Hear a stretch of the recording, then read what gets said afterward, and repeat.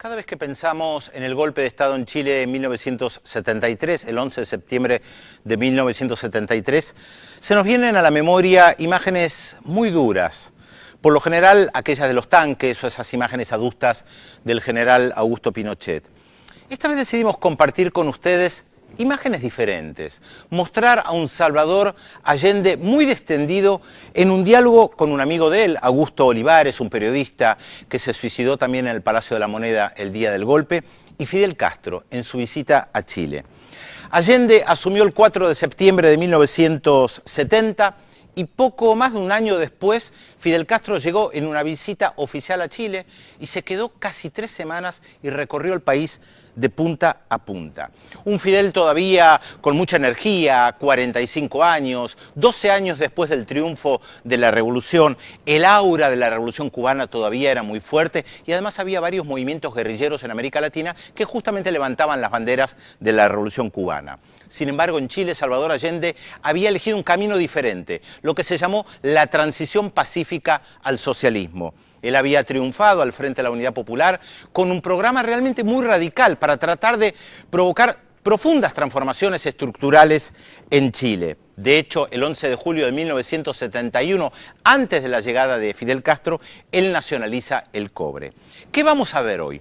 Realmente un diálogo distendido entre dos estadistas, un Fidel muy respetuoso respecto de la figura de Salvador Allende, aunque en ese momento había un debate. Estaba muy claro que lo que impulsaba a Cuba eran los movimientos armados para la toma del poder, como había sucedido en Cuba. Buscaban la revolución por la vía armada. En Chile se buscaba un camino diferente. Vamos a ver un diálogo, les reitero, muy distendido entre dos estadistas que no se privan de comentar nada de lo que estaba pasando en ese momento en Chile y en Cuba.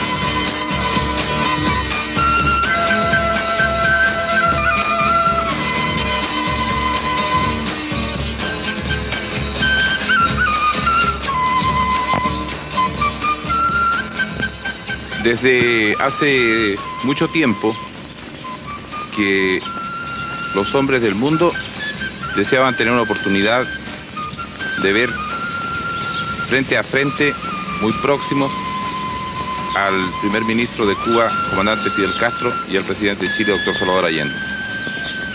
Es interesante que sea América Latina la que haya producido este fenómeno que en estos instantes concita la atención de todo el mundo. Desde que el comandante Fidel Castro llegó a Chile, muchos periodistas han estado pensando cómo poder seguir una conversación entre estas dos figuras de la política mundial. Y este es el momento y esta es la oportunidad de poder tenerlos próximos y frente a frente en un diálogo abierto sobre temas que interesan a toda la humanidad. Presidente Allende, se habla no solo en Chile, sino en todo el mundo de la expresión vía chilena.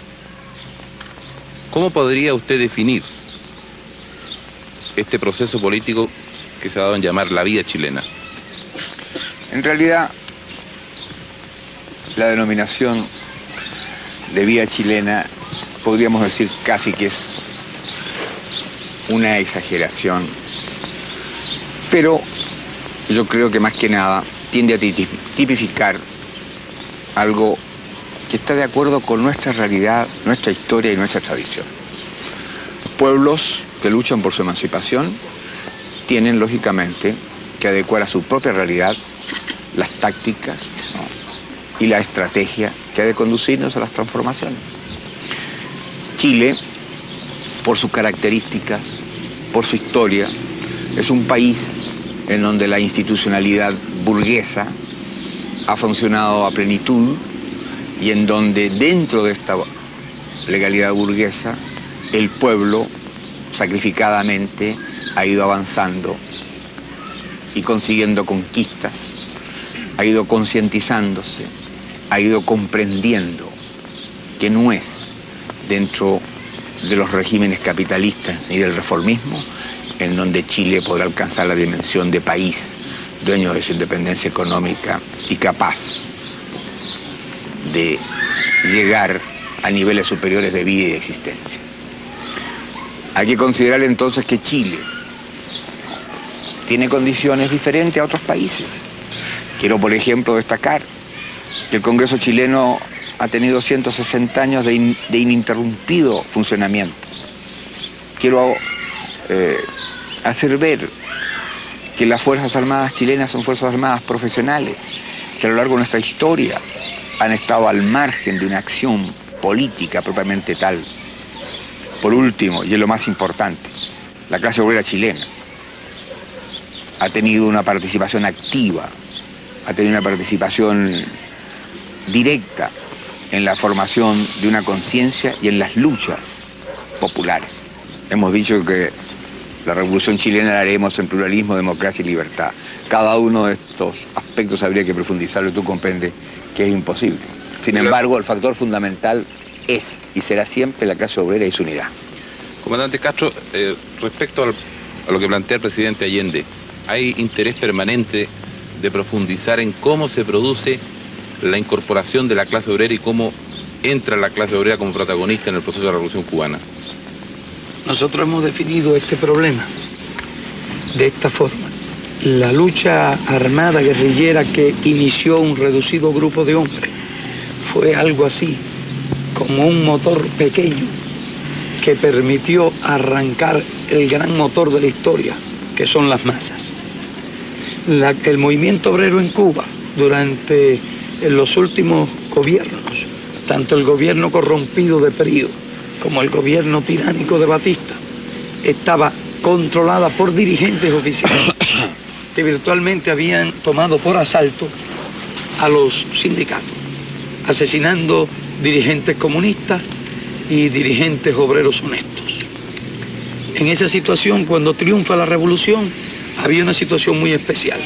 No había dirección oficial obrera, pero había un apoyo total y absoluto de la clase obrera al movimiento revolucionario, que es un movimiento que se gestó con obreros y campesinos. Nuestros soldados guerrilleros eran hombres de la zona, campesinos y trabajadores y obreros. Y algunos intelectuales, o que pudiera llamárseles intelectuales por su procedencia o por su condición de haber estudiado en la universidad, que éramos nosotros, algunos de nosotros, no todos. En esas condiciones nuestro movimiento, que era un movimiento genuinamente revolucionario, se ganó el apoyo total de la clase obrera. Y así, al final de la guerra, en un momento crítico, mediante una estación de radio y sin contar con ninguna dirección organizada, se paralizó en cuestión de minutos a todo el país, mediante un llamado del ejército rebelde a través de sus emisoras radiales. Y eso fue en un momento en que ellos trataron de hacer una maniobra, un golpe de Estado a última hora, un factor decisivo en el aplastamiento de Batista y en impedir que se pudiera hacer ningún tipo de maniobra. Es decir, fue factor decisivo en la toma del poder en ese minuto. Y claro, después del triunfo de las armas, la clase obrera pues se organizó, se preparó y constituyó el baluarte, constituyó la masa de combatientes.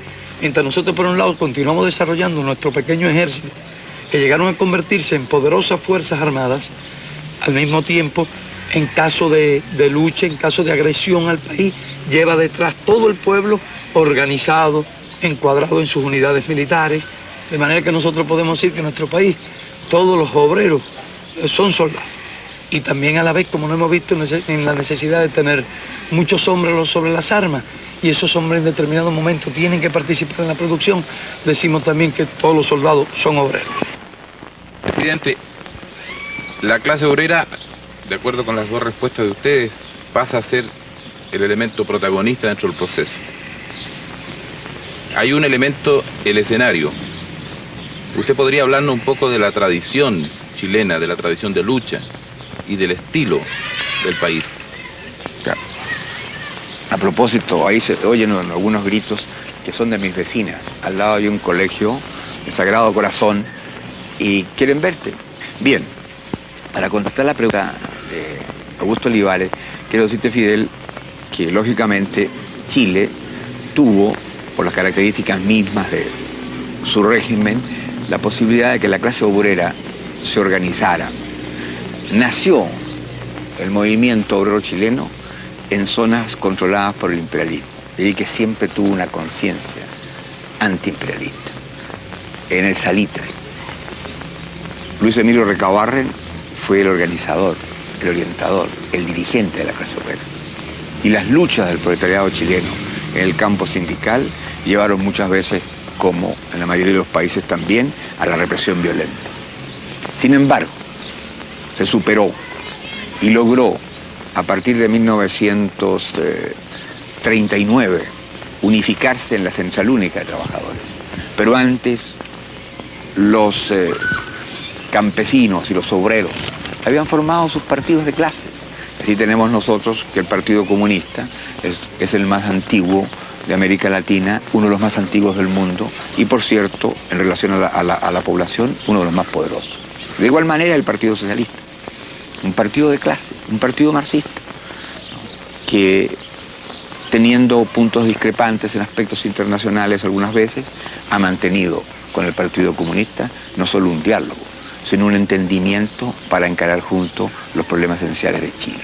De allí que desde 1951 el Partido Socialista y el Partido Comunista empezaron a caminar por el sendero de un proceso de clase y con la decisión de hacer posible un vasto y amplio movimiento que permitiera los cambios estructurales de la vida chilena.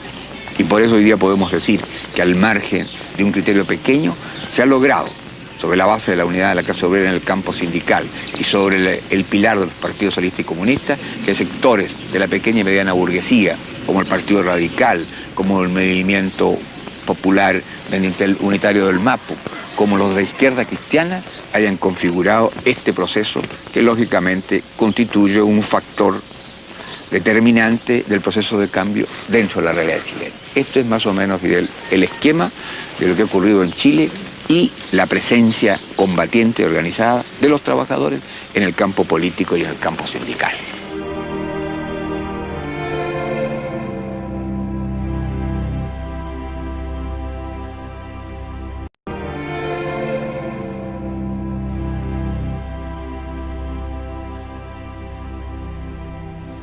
está muy acostumbrado a ver imágenes de Fidel Castro cuando se dirige a multitudes, con mucho entusiasmo, con mucho fervor. Lo mismo pasaba también con Salvador Allende. Uno también está acostumbrado a ver esas imágenes de fervor.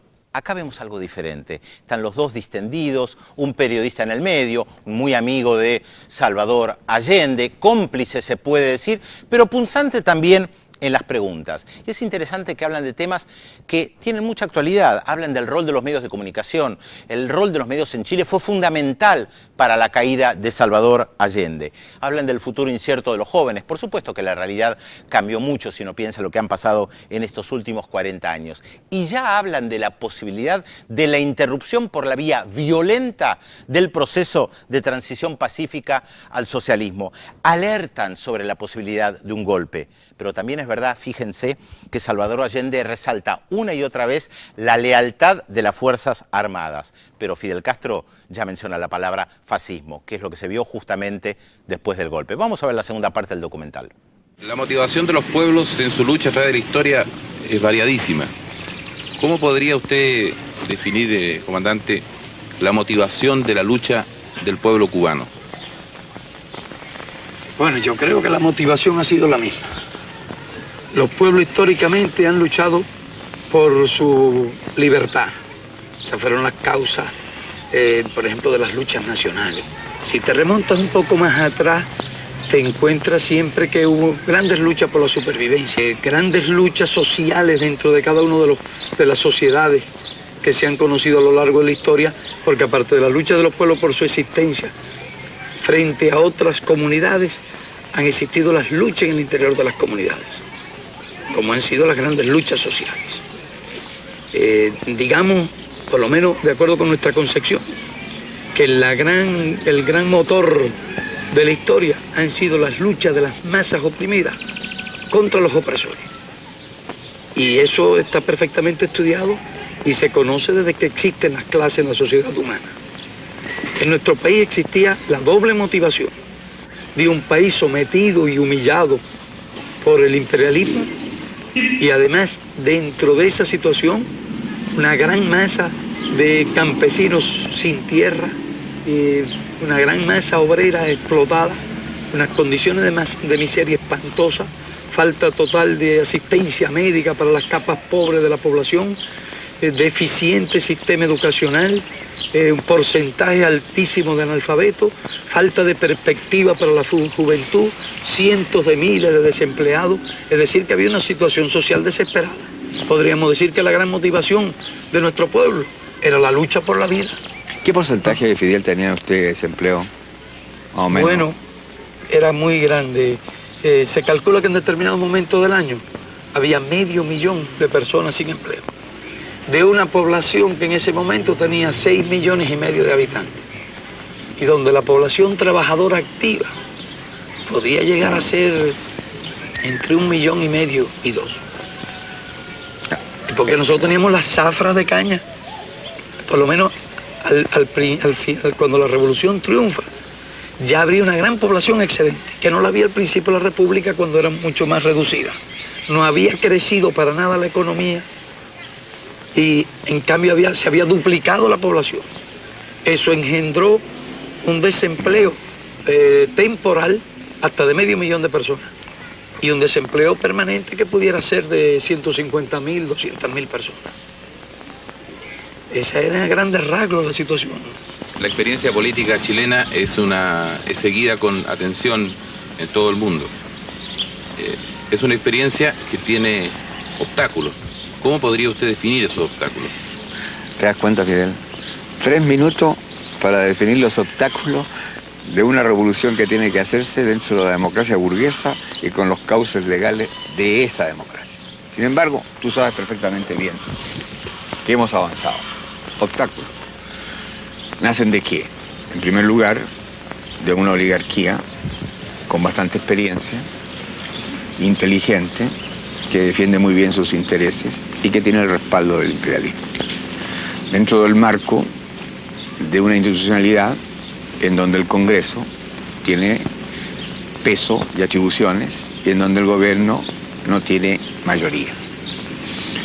De allí entonces que las dificultades sean bastante serias y hacen que el proceso revolucionario chileno, dentro de los marcos de esta legalidad, encuentre, ¿no?, cada día y en cada momento obstáculos para el avance del cumplimiento del programa de Unidad Popular. Por ejemplo, fíjate tú, es cierto, obtuvimos el despacho unánime del Congreso de la ley que ha permitido nacionalizar el cobre, pero cuando hemos buscado el camino de comprar las acciones de los bancos y de los monopolios, ya nos hemos encontrado con obstáculos, con resistencia, ¿no? Y el Parlamento exige que haya una ley que vaya determinando caso por caso, o bien una lista determinada de aquellas empresas que deberían formar parte del área social. Usted comprende, pues, Augusto Olivares, que las dificultades, en el caso nuestro, también están en relación con ¿qué? Con una libertad de prensa que es mucho más que la libertad de prensa, que es un libertinaje de la prensa. Se deforma, se miente, se calumnia, se tergiversa. Los medios de difusión con que cuenta son poderosos. Periodistas vinculados a intereses foráneos y a grandes intereses nacionales, no solo no reconocen, sino que deforman, repito, las iniciativas nuestras. Todo esto teniendo nosotros que respetar las conquistas que el pueblo alcanzó y la cual, lógicamente, hace uso y mal uso la oposición al gobierno popular. Por eso, y tú lo has dicho también, y lo has reconocido, que las dificultades que se nos presentan a nosotros son bastante Son grandes. admirables las dificultades de ustedes. Ya ves tú. Presidente, y a pesar de esos obstáculos, se puede llevar adelante el proceso. Y se avanza, ya lo he dicho, el cobre es nuestro, el hierro es nuestro, el salitre es nuestro, el acero es nuestro. Es decir, las riquezas básicas las hemos conquistado.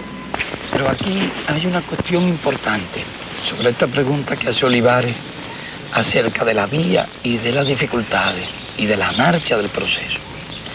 Y es que el pueblo chileno, en virtud de esa tradición, de la estabilidad de sus instituciones, de sus partidos de izquierda organizados, que logró hacer un aglutinamiento de fuerza suficiente para obtener la victoria en el campo electoral y que efectivamente ha emprendido una serie de cambios de estructura muy importantes y algunos de gran trascendencia histórica, como la recuperación del cobre, del salitre, el control de los bancos. Todas esas medidas han afectado profundamente los intereses de los monopolios de Estados Unidos y han afectado también intereses de los sectores oligárquicos del país.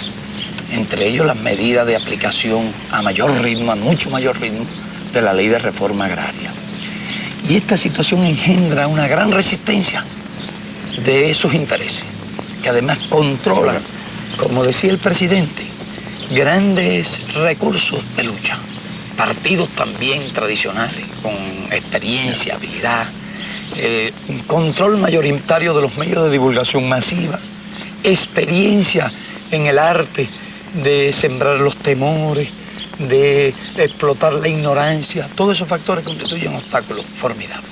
Fíjate, Fidel, además, y perdón, inclusive hay que reconocerlo, algunos de esos partidos han logrado en los sectores de pobladores, en la gente con menos conciencia, tener arraigo, en algunos sectores del campesinado. Tú sabes que hay una masa en Chile de un porcentaje alto de analfabetos, gente que no hemos podido inclusive todavía incorporar plenamente a la lucha del pueblo. Bueno, y yo tengo una impresión que esa resistencia acude a los procedimientos clásicos, además desarrollados, y son procedimientos que nosotros calificamos de fascistas, y que tratan, por tanto, de ganar masa con la demagogia, si es posible, en los sectores más atrasados de las capas humildes, y ganar masa en las capas medias. Y entonces ahora falta una cuestión por demostrar, si esos intereses se resignarán pasivamente a los cambios de estructura que la Unidad Popular y el pueblo chileno han querido llevar adelante. Y es de esperar, si nosotros vamos a analizar teóricamente esta cuestión, que hagan resistencia fuerte e incluso hagan resistencia violenta. De manera que sea un factor que no se puede descontar en absoluto de la actual situación chilena, a mi juicio, que es el juicio de un visitante, que viene de un país que está en otras condiciones y que es como un viaje de un mundo a otro mundo. Tú lo has dicho, y yo creo que es muy justo. Los revolucionarios nunca han generado la violencia. Han sido los sectores y los grupos golpeados por la revolución, lo que generan la violencia en la contrarrevolución. Mantuvieron los sistemas por la violencia y lo defienden por la violencia. Comandante, tanto usted como el presidente Allende se han referido a los obstáculos que encuentra el proceso revolucionario chileno. ¿Usted podría hablar de los obstáculos que ha encontrado el proceso revolucionario cubano? Mira, nuestra lucha se inicia en medio de un régimen tiránico y sangriento que mantenía el poder mediante una represión brutal, sin ninguna de las circunstancias políticas que tuvieran similitud con la situación de Chile. Totalmente distinto. Entonces se desarrolla una guerra revolucionaria. Se llega al gobierno mediante una guerra victoriosa del pueblo. En esas condiciones de llegada al gobierno ya había suprimido en el proceso de la lucha y al desplomarse virtualmente todo el sistema, los obstáculos principales. No quedó aquel parlamento fraudulento que había establecido como toda una máscara para darle alguna forma legal al gobierno de Batista. Todo aquello se vino abajo con el régimen.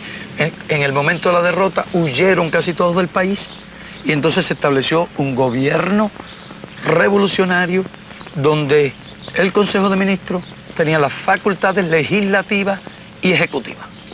Eso facilitó mucho la formulación de las leyes y la adopción de las medidas pertinentes. Hubo lucha, desde luego, hubo resistencia, pero desde luego el obstáculo principal nuestro fue de orden exterior, porque chocamos lógicamente de inmediato con los intereses imperialistas. Y entonces el imperialista constituyó la oposición fundamental, una formidable oposición a nuestro país, y que además utilizaba los factores internos, las clases, los terratenientes, los elementos más reaccionarios. Inmediatamente comenzó a organizarlo y a vertebrarlo para una lucha que en un momento dado fue ideológica, pero que durante muchos años fue violenta. Mira, Fidel, allá también el imperialismo controlaba la tierra. El imperialismo controlaba la tierra. El cobre de nuestro es la caña de azúcar. Y la caña se cultivaba en las mejores tierras. Y las mejores tierras cañeras eran de la United Fruit Company y de otras numerosas compañías de Estados Unidos. De manera que nuestra ley de reforma agraria nos hace chocar de inmediato contra los intereses imperialistas. Te hice esa pregunta porque es distinto. Aquí controlaban las minas, allá controlaban las tierras. Exactamente. La diferencia era que nosotros no teníamos esos obstáculos de que hablaba el presidente, indiscutiblemente. Lo que sí tuvimos fue una lucha muy frontal del imperialismo que ha durado estos 13 años. ¿Sigue siendo el imperialismo el obstáculo principal del proceso? Nosotros diríamos que el obstáculo de orden objetivo fundamental es ese. Luego hay obstáculos de orden subjetivo. Nosotros no hemos tenido tiempo todavía de desarrollar toda una nueva generación de técnicos, de ingenieros. Eso llevan 20 años por lo menos. Hemos trabajado muy duramente en eso, pero nos encontramos niveles de ignorancia, niveles de subdesarrollo técnico. Perdón, Fidel, en el campo médico, te hago esa pregunta, porque tú sabes que yo soy médico. Sí. ¿Cuántos médicos tenían y cuántos se fueron de Cuba? Teníamos 6.000 y ellos lograron llevarse de Cuba 3.000 médicos. Nos redujeron a la mitad. ¿Y han logrado ahora? Ahora tenemos 8.000. Extraordinario. Y más de 5.000 estudiando en la universidad, estudiando con una gran calidad y bien repartido.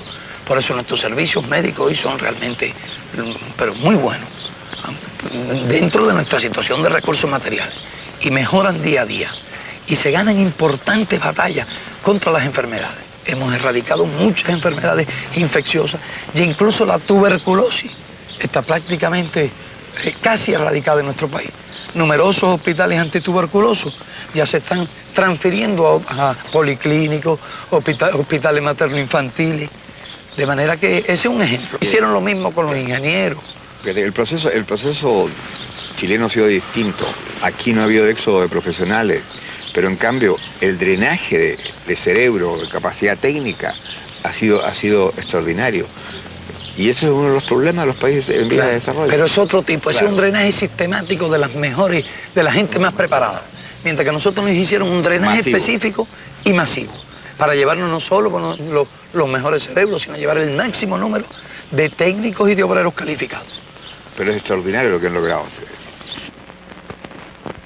Coincidiendo, presidente, con la visita del primer ministro Fidel Castro, se ha producido un repunte de los sectores adversos a su gobierno.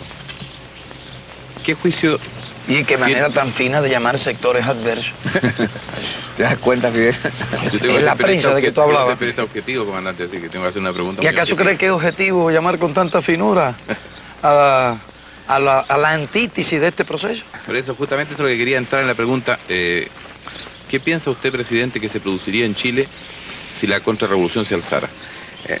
En primer lugar, creo que es útil destacar, como usted lo ha dicho, Augusto Olivares, que se ha recrudecido el proceso con la presencia de Fidel. Es lógico. De manera que yo tengo la culpa, ¿no? No, pero ellos saben lo que significa la presencia de Cuba y la presencia de Fidel Castro en Chile. Ellos tienen conciencia de que es vitalizar el proceso revolucionario latinoamericano. Ellos tienen la evidencia de que la unidad de nuestros pueblos es un factor indiscutiblemente que fortalece la voluntad y la decisión de los pueblos para romper la dependencia. Además, es indiscutiblemente, ¿no?, contribuir a terminar con el aislamiento intencionado, ¿no?, de Cuba. Por eso que ha recrudecido. Y además también porque a ellos les duele profundamente, Fidel, el éxito que tú has tenido. El hecho que mineros, campesinos, obreros, soldados, sacerdotes hayan dialogado contigo, las grandes manifestaciones de masa, claro, lógicamente, han sido de cariño y de afecto para ti la Revolución Cubana, pero también en el fondo, ¿no?, de apoyo al gobierno, porque es el gobierno del pueblo el que ha hecho posible tu presencia aquí, ¿verdad? Es cierto, pero te voy a decir una cosa. La mano del imperialismo está detrás de todo eso, sin ninguna duda. Porque nosotros tenemos bastante experiencia y sé cómo actúan. Nosotros. Y cierto aceleramiento de esas actitudes y ciertas tácticas y la forma en que se han producido, y precisamente durante la visita, y cuando estaba una gran parte del mundo con los ojos puestos en el resultado del diálogo entre nosotros y del encuentro entre nuestros pueblos y nuestros procesos. Entonces, han tratado de desviar la atención hacia determinados tipos de problemas. Yo no tengo la menor duda, ni la más remota duda, de que la mano del imperialismo ha estado detrás de todo esto. Pero es evidente, y por eso que hice referencia a declaraciones que son inconcebibles y que demuestran la intromisión en la vida interna de un país y que viene de altos funcionarios, ¿no?, de Estados Unidos, que por lo menos debían medir el contenido y el alcance de sus expresiones. Pero no solo inconcebibles, sino coincidentes. Claro, prácticamente el mismo día. Exacto. Bueno, pero volviendo, ¿no?, a retomar la curiosidad de Augusto Olivares.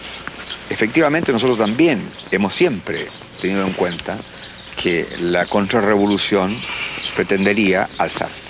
Y frente a ellos, ¿cuál será la respuesta? La respuesta del pueblo, organizado, disciplinado, la unidad popular, la lealtad de las Fuerzas Armadas y de Carabineros tradicionales, en el sentido respetuoso de la Constitución y de la ley. Nosotros tenemos conciencia además que el proceso chileno es irreversible. Quiero insistir, Augusto. El proceso chileno es irreversible. El pueblo está en el gobierno. Si lograran ellos lo que no van a conseguir, derrocar a este gobierno, Chile caería en el caos, en la violencia, en la lucha fratricida. Y en el fascismo.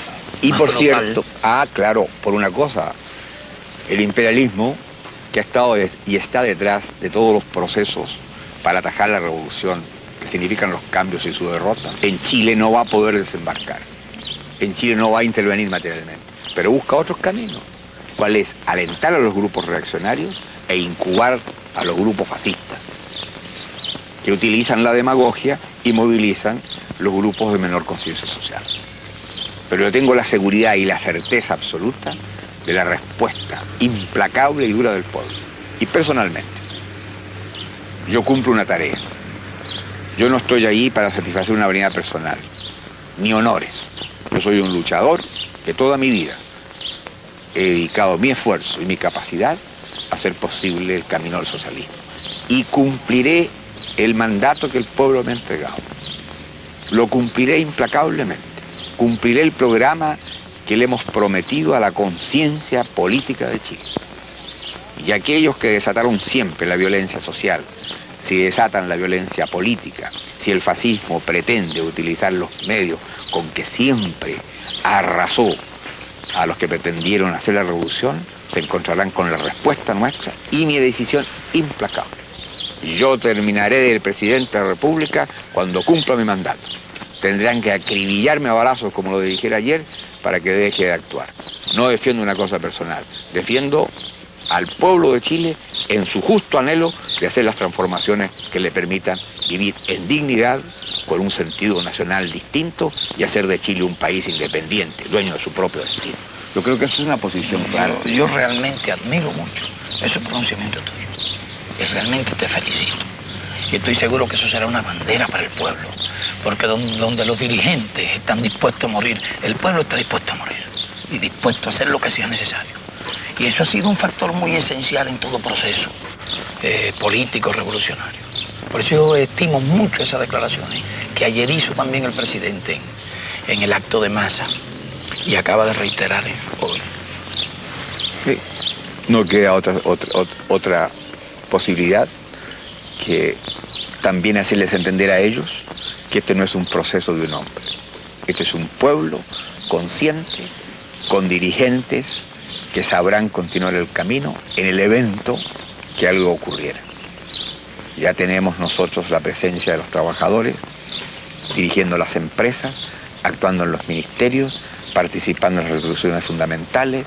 La Central Única de Trabajadores es un pivote junto a los partidos de la Unidad Popular de este proceso y por lo tanto hay una base de sustentación que es el pueblo. Y eso tú sabes perfectamente bien que es invencible. Comandante, tanto el presidente Allende como usted han hablado todo el tiempo del imperialismo como principal enemigo de los procesos revolucionarios de ambos países.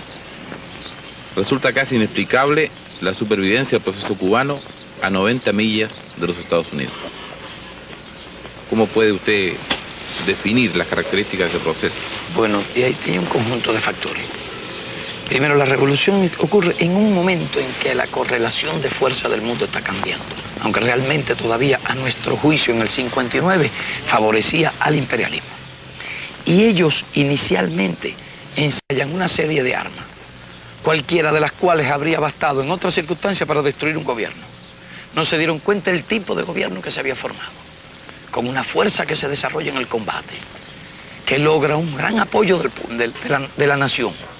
Ahora ellos intentan destruirnos, apenas hicimos algunas leyes que cambiaban la estructura y que chocaban con sus intereses, como fue la ley de reforma agraria, con el bloqueo económico.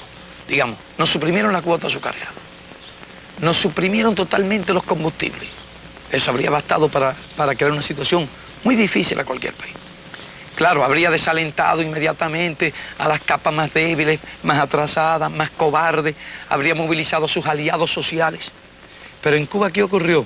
En Cuba estaba el pueblo y eso sirvió para energizarlo, levantar el espíritu. Pero además pudimos contar en ese momento con la solidaridad internacional. Desde el punto de vista económico, fue muy importante y muy decisiva para nosotros en ese momento que la Unión Soviética nos compró el azúcar. ¿Y el petróleo, Fidel? Y nos abasteció de petróleo. Eso te preguntaba. Fueron dos factores muy importantes. ¿Cuánto petróleo al año?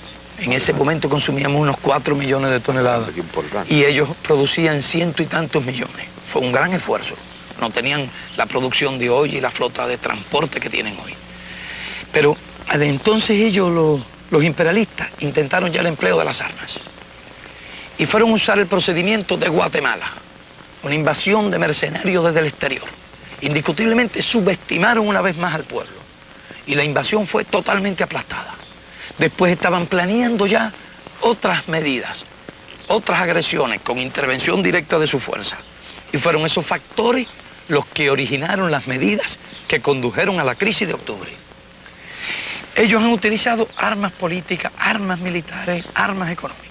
Pero nosotros hemos logrado desarrollar un pueblo muy unido, en que no hay ningún factor diversionista, no hay elemento de división. Hemos creado una gran igualdad, una gran unidad. En nuestro pueblo, hombres y mujeres están dispuestos a pelear. En nuestro país, hombres y mujeres están dispuestos a luchar hasta la última gota de sangre. Y eso el imperialismo lo sabe. Y por eso nos respeta. Y yo no creo que tenga ya ni la más remota posibilidad de aplastar a la revolución. Y en todo caso tendría que aplastar el país. Y nosotros, con relación a eso, tenemos una frase de Antonio Maceo, que fue uno de nuestros más valerosos combatientes de la independencia. Quien intente apoderarse de Cuba, recogerá el polvo de su suelo, anegado en sangre, si es que no perece en la demanda. Y eso es lo que nosotros podemos decir hoy, y tenemos la completa seguridad de que sería así. Además de que nos resulta tan fácil, desde el orden, desde el punto de vista militar, resolver determinadas misiones, porque en determinados puntos nosotros podemos lograr una correlación de fuerza, por lo menos en tierra, similar a la de un grupo de las mejores divisiones de infantería de Estados Unidos. Eso es una cosa clara y ellos lo saben. Pero saben que tenemos además la solidaridad del campo socialista y las consecuencias que pudieran tener una guerra de ese tipo de exterminio, un genocidio contra Cuba. Entonces estos son los factores que explican la solidez, la fortaleza y la seguridad de nuestro pueblo en la revolución. Ya no es época de genocidio, eso el mundo lo rechaza violentamente y la conciencia de los pueblos se levantará ante cualquier amenaza de ese tipo.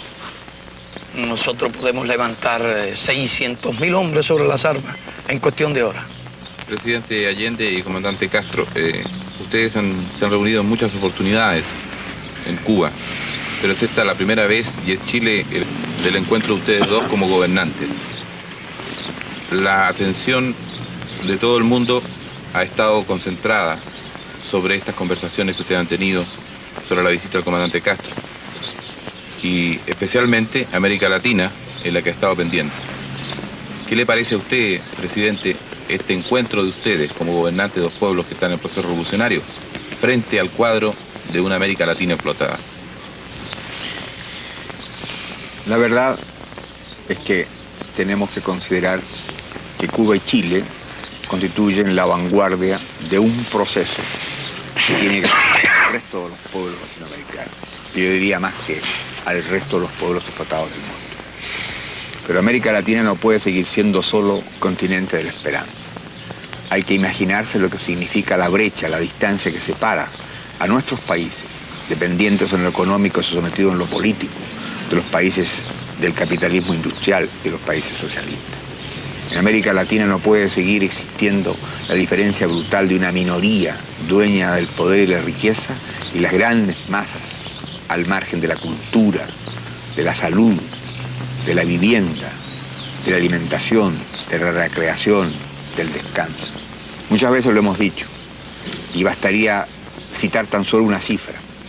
En América Latina hay más de 20 millones de seres humanos que viven al margen del conocimiento de la moneda como medio de intercambio. En América Latina hay 140 millones de semianalfabetos y analfabetos. En América Latina faltan 19 millones de viviendas. El 53% de los latinoamericanos se alimenta mal. En América Latina hay 17 millones de cesantes y además hay más de 60 millones de gente que tiene solo trabajos ocasionales. Por lo tanto, el régimen capitalista ha demostrado su ineficacia. La explotación del hombre por el hombre como característica de eso ha hecho crisis. América Latina tiene la oportunidad de estar presente en el momento en que el mundo cruje en lo económico, cruje en lo moral, cruje en lo político. Y allí entonces que las reservas de este continente tendrán que expresarse cuando los pueblos alcancen la posibilidad de intervenir, cuando los pueblos lleguen al gobierno, cuando hayan arrasado con las viejas oligarquías cómplices del imperialismo y cuando indiscutiblemente haya una voz de América Latina, de pueblo, continente, como lo soñaran los próceres de nuestra independencia. Por los caminos de acuerdo con la característica de cada país, ya emerge esta voluntad, ya se hace presente, e indiscutiblemente no solo en este continente, sino en otros continentes. Lo hemos dicho muchas veces, los que han caído en Vietnam y caen en Vietnam, no solo lo hacen por su patria, lo hacen también por el resto de los explotados del mundo. Los que cayeron en Cuba señalaron un camino de esfuerzo y sacrificio para hacer posible la Cuba de hoy, el primer territorio libre de América Latina. Los que cayeron hace años en Chile constituyen la simiente de este proceso revolucionario. Los pueblos explotados del mundo tienen conciencia de su derecho a la vida y por eso que el enfrentamiento está más allá de nuestra frontera y se hará en sentido universal. Pero América Latina tendrá algún día la voz que le corresponde a un pueblo hasta hoy día sometido para que sea mañana la voz de un continente libre.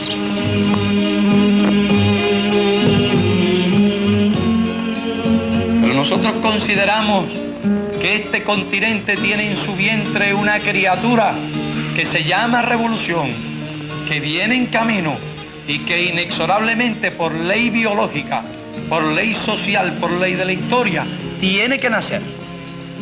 Y nacerá de una forma o de otra. El parto será institucional, en un hospital, o será en una casa. Serán ilustres médicos, o será la partera quien recoja la criatura. Pero de todas maneras, habrá parto. América está dormida, pero no por mucho tiempo. Ya empieza a soplar el viento que trae la libertad. América está dormida, pero no por mucho tiempo. Ya empieza a soplar el viento que trae la libertad.